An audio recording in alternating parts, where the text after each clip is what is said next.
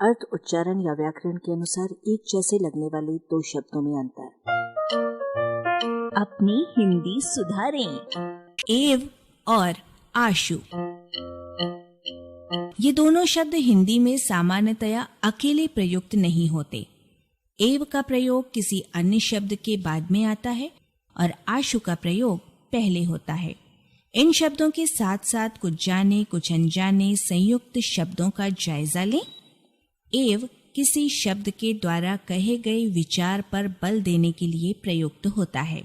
इसका अर्थ ठीक, बिल्कुल, सही तौर पर ही आदि है।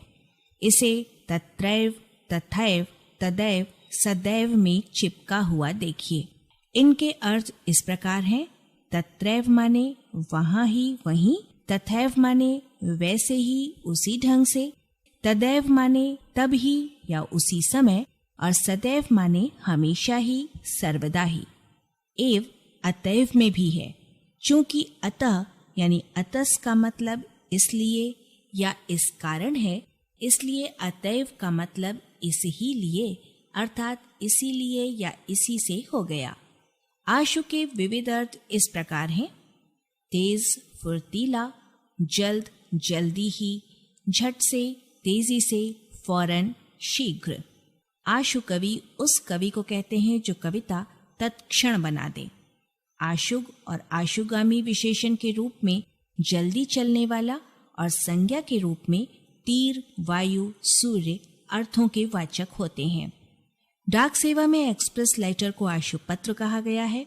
आशुलिपि और आशुलिपिक क्रमशः स्टेनोग्राफी यानी शॉर्ट हैंड और स्टेनोग्राफर हैं, जिन्हें क्रमशः शीघ्र लिपि या त्वरा लेखन तथा शीघ्र लिपिक या त्वरा लेखक भी कहते हैं।